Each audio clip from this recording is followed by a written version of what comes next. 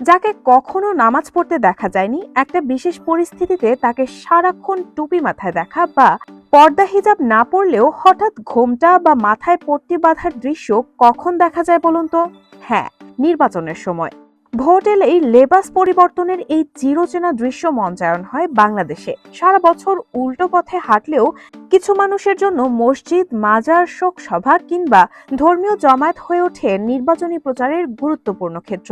এসব দেখে প্রশ্ন জাগে, ভোটের অঙ্কে কোন সমীকরণ মেলাতে এই কৌশল? বাংলাদেশের রাজনীতিতে ধর্মের ব্যবহার বহু পুরনো, তবে জুলাই বিপ্লবের পর নতুন বন্দোবস্তর যে প্রত্যাশা তৈরি হয়েছিল, এবারের নির্বাচনে তার অনেক কিছুই মেলে না। বরং নতুন রূপে হাজির হয়েছে ধর্মীয় লেবাস, প্রতীক আর নানা অনুখণ্ড। মজার ব্যাপার হলো, ধর্মভিত্তিক দলের বাইরে উদারপন্থী, মধ্যপন্থী বা বামপন্থী প্রার্থীরাও এখন লেবাস বদলে এই কৌশলেই জনসংযোগ সাজাচ্ছে। রাজনৈতিক বিশ্লেষকদের মতে এখানে পোশাক নিজে মূল বিষয় নয়, বিষয় হলো বার্তা। টুপি, পাঞ্জাবি বা ঘোমটা একটি নির্দিষ্ট ভোটার গোষ্ঠীর কাছে পরিচ্ছন্নতা, নৈতিকতা ও ধর্মপরায়ণতার প্রতীক হিসেবে কাজ করে। যেসব প্রার্থীর বিরুদ্ধে দুর্নীতি, দখল বা চাঁদাবাজির অভিযোগ আছে, তাদের জন্য ধর্মীয় লেবাস এক ধরনের ইমেজ ক্লিনার হিসেবেও ব্যবহৃত হয়।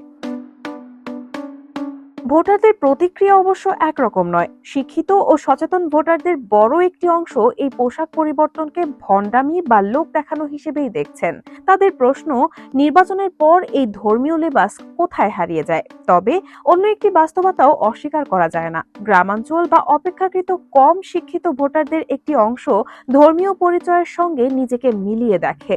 সেখানে প্রার্থী যদি নিজেদের মতো মনে হয়, একই লেবাস, একই ধর্মীয় ভাষা, তাহলে তার প্রতি আস্থা তৈরি হওয়াটা সহজ হয়। এই জায়গাটিতেই ধর্মীয় পোশাক ও স্লোগান কার্যকর হয়ে ওঠে।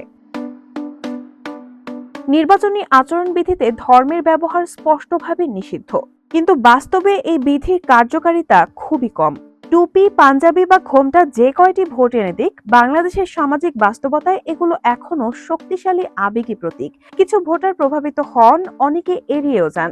মোট কথায়, ধর্মীয় লেবাস জাদুকাঠি নয়, তবে নির্বাচনী রাজনীতিতে এটি এখনো একটি কার্যকর কৌশল। রায়হানা হক মুন, RTNN।